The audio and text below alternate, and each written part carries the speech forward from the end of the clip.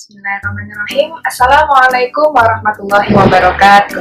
Apa kabar anak-anak semua, khususnya kelas 6? Semoga kalian semua dalam keadaan sehat walafiat, tetap dalam lindungan Allah Subhanahu wa taala ya, dan tetap semangat meskipun belajar dari rumah.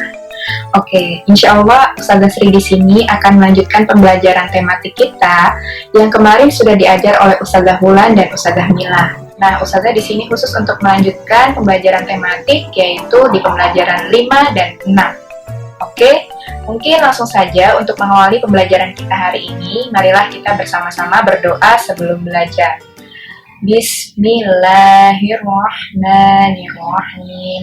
Rabbis rohli sodri wa yassirli amri wahlul uqadatam min lisani yafqahu qawli rabbi zidni ilma warzuqni fahma. Amin. Alhamdulillah, semoga Allah merahmati kita dan memudahkan kita dalam menimba ilmu meskipun hanya lewat online ya anak-anak. Oke, langsung saja kita mulai pembelajaran tematik kita hari ini di pembelajaran 5 halaman 30.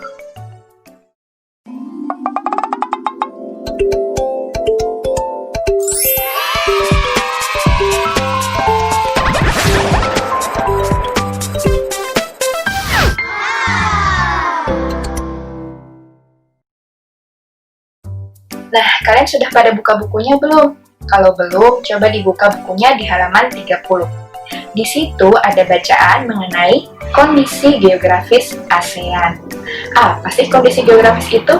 Yuk, kita belajar sama-sama. Nah, yang dimaksud kondisi geografis itu adalah letak suatu daerah berdasarkan posisi geografisnya. Bisa dari luasnya, ataupun letak titik koordinatnya di peta. Nah, untuk ASEAN sendiri, letak geografisnya itu ada di antara 2 samudra dan 2 benua. Kemarin sudah tahu kan, apa itu 2 samudra dan 2 benua yang dimaksud? Ya, benar. Samudra yang dimaksud adalah Samudra Hindia dan Samudra Pasifik.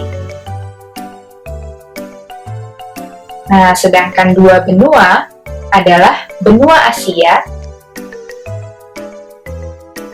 dan benua Australia. Jadi, negara ASEAN itu posisinya ada di tengah-tengah antara 2 samudra, yaitu Samudra Hindia dan Samudra Pasifik, dan di antara 2 benua, yaitu benua Asia dan benua Australia. Nah, tapi negara ASEAN ini termasuk dalam benua Asia ya anak-anak. Nah, kemarin juga sudah dijelaskan oleh Ustazah Mila bahwa negara-negara ASEAN itu banyak dikelilingi oleh perairan. Jadi, negara-negara ASEAN itu termasuk dalam negara kepulauan. Nah, wilayah dari negara ASEAN sendiri memiliki luas kurang lebih 5.060.100 km persegi. Nah, sedangkan kawasan daratannya tidak termasuk dengan airnya, itu luasnya kurang lebih 4.817.000 km persegi. Luas ya ternyata.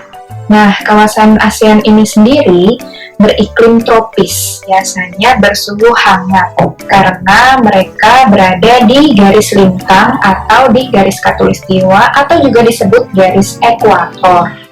Jadi, rata-rata negara yang masuk dalam kawasan ASEAN atau Asia Tenggara ini, cuacanya beriklim tropis. Nah, apa sih keuntungannya negara-negara yang memiliki iklim tropis ini? Ya, salah satu keuntungannya adalah banyak sekali tumbuhan yang dapat hidup dan beradaptasi di iklim tropis seperti ini. Karena curah hujannya yang sangat tinggi, dan juga matahari yang cukup menyinari kawasan negara ini. Sehingga banyak sekali keanekaragaman hayati dan macam-macam tumbuhan yang dapat hidup di negara beriklim tropis. Kemudian, keuntungan yang lain adalah kaya akan fauna. Fauna itu apa sih? Fauna itu binatang-binatang ya anak-anak. Jadi banyak sekali hewan-hewan yang bisa beradaptasi di iklim tropis. Nah, karena negara-negara ASEAN ini memiliki iklim tropis dan curah hujan yang tinggi, maka banyak sekali hutan yang bisa kita temukan di negara-negara ASEAN. Nah, karena banyak hutan, otomatis hasil alamnya pun melimpah ruah. Biasanya kalau di hutan, kita temukan pohon-pohon ataupun rotan-rotan. Nah, pohon itu bisa diolah menjadi kayu, sedangkan rotan bisa diolah menjadi kerajinan rumah tangga yang lebih bermanfaat. Jadi, karena iklim tropisnya tadi bisa tumbuh tanaman-tanaman yang bisa menjadi hutan, maka hasil alamnya pun bisa melimpah ruah. Jadi kita di Indonesia harus bersyukur karena kekayaan alam kita melimpah anak-anak. Nah, hasil kekayaan alam yang melimpah itu akhirnya bisa kita gunakan untuk membangun rumah misalnya dari pepohonan atau dari kayu-kayu. Atau mungkin bisa dijadikan sumber mata pencaharian. Orang yang bekerja di mebel, membuat meja, membuat kursi, membuat rumah bahkan, itu membutuhkan kayu. Nah, kayu diambil dari hutan. Menebang pohonnya tapi jangan sembarangan, harus sesuai dengan izin yang berlaku. Oke, selanjutnya sebetulnya tidak hanya hutannya yang melimpah ruah ya. Keuntungan negara-negara di kawasan ASEAN, tadi seperti di awal Ustazah sempat menyampaikan, kita ini kan dikelilingi oleh perairan atau laut-laut. Jadi, negara-negara di kawasan ASEAN itu pasti hasil dari sumber lautnya melimpah juga anak-anak. Ikan-ikan yang berada di perairan itu bisa dimanfaatkan untuk menjadi sumber mata pencaharian, bahkan sebagai sumber makanan kita. Kita kan pasti pernah ya makan ikan. Jadi, karena kita di wilayah perairan, otomatis ikan bisa kita dapatkan dengan mudah.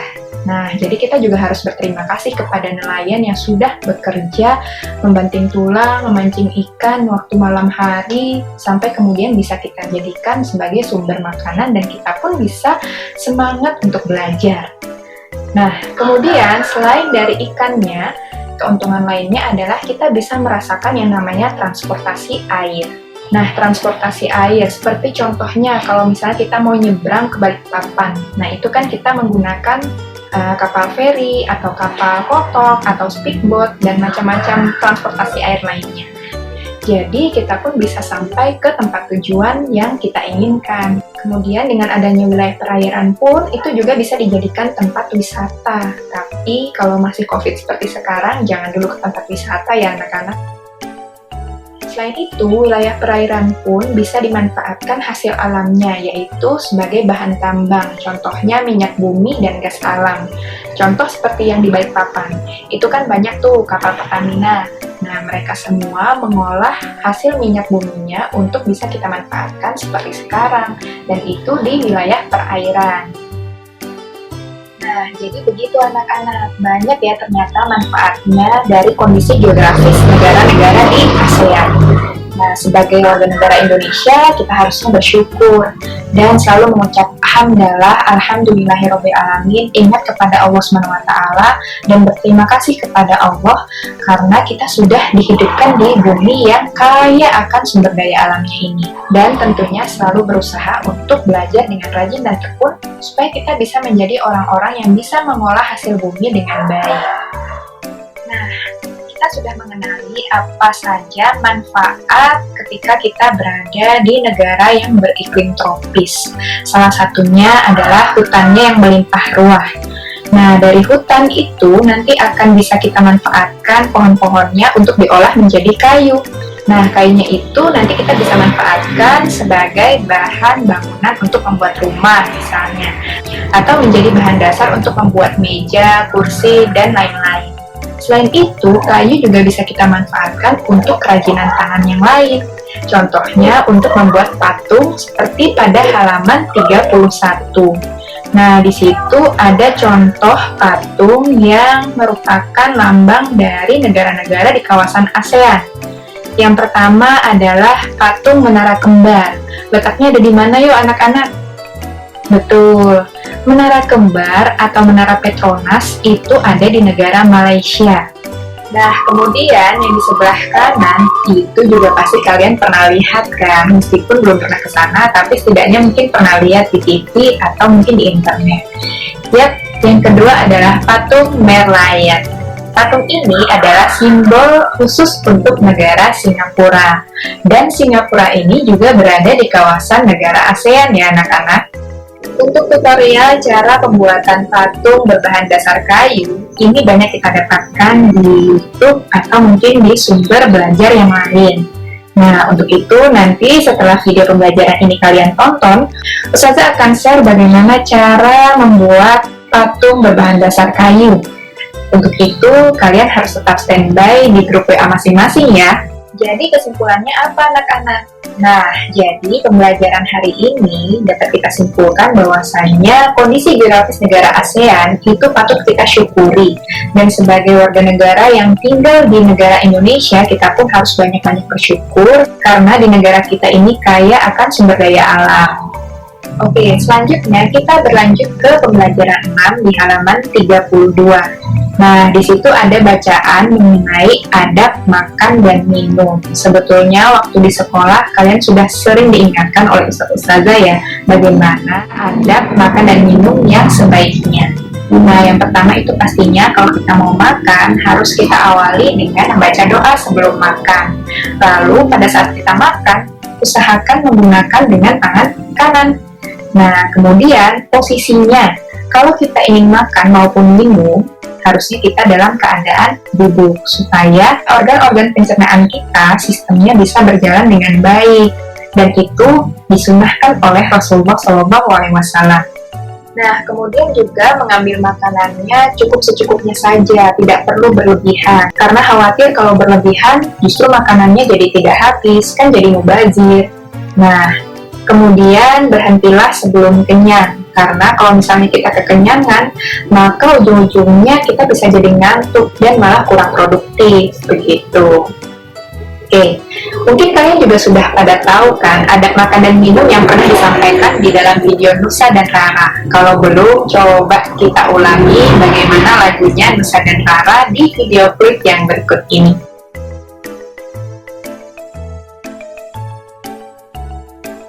Oke, sudah pada tahu ya lagunya Nusa dan Rara tentang adab makan dan minum. Nah, dari adab makan dan minum yang sudah Ustazah sebutkan di awal, itu juga ada adab makan dan minum yang lain yang belum Ustazah tambahkan, yaitu mengenai meniup makanan ketika masih panas. Nah, sebetulnya kalau kita tahu makanannya masih panas, itu jangan ditiup secara langsung ya.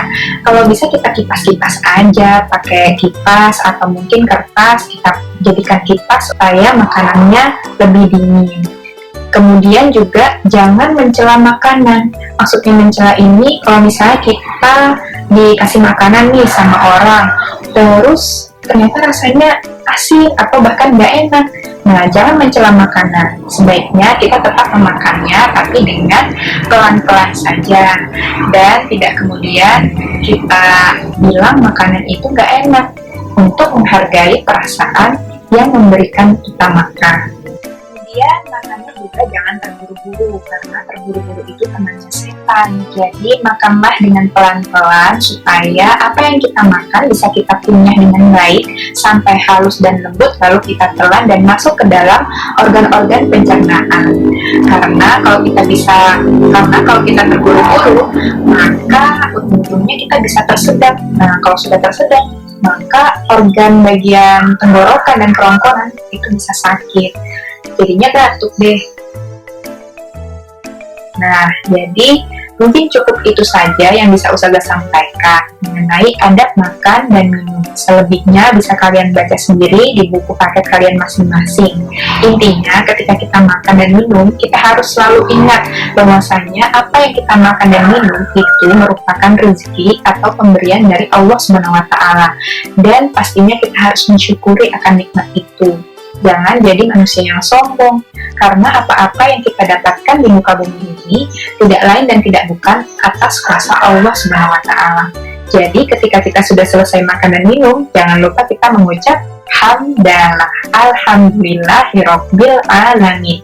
Segala puji hanya bagi Allah, Rabb semesta alam. Oke, kita sudah mendekati akhir dari sesi pembelajaran 6. Mungkin ada baiknya kalian semua setelah akhir dari pembelajaran 6 ini mengulang atau mereview kembali materi dari pembelajaran 1 sampai dengan pembelajaran 6 hari ini. Nah, kalau sudah direview, berarti kalian sudah siap untuk melaksanakan yang namanya penilaian harian. Siap-siap saja kapan kira-kira penilaian harian itu akan diumumkan oleh Ustadz dan Ustadzah wali kelas. Namun, satu yang pasti, belajar itu tidak menunggu kapan penilaian harian atau ujian itu akan diumumkan. Belajar itu setiap hari dan di mana saja. Seperti kalian pada saat di rumah seperti sekarang ini. Kalian tetap bisa belajar meskipun tidak bertatap muka secara langsung, meskipun hanya lewat online maupun video dari ustazah seperti ini. Jadi kita tetap harus bersyukur ya anak-anak, dan kita tetap harus mendoakan setiap hari, tidak bosan berdoa agar COVID-19 ini segera musnah dan lenyap dari muka bumi ini, supaya kita bisa hidup normal seperti biasa. Amin. Oke, mungkin itu saja dari ustazah. Mohon maaf jika banyak kekurangan dan kesalahan dalam menyampaikan. Semoga kalian tetap semangat dan terus melaksanakan amal-amal soleh lainnya meskipun hanya di rumah. Tetap jaga ibadahnya dan jaga akhlaknya. Tetap berprestasi dan berakhlak islami.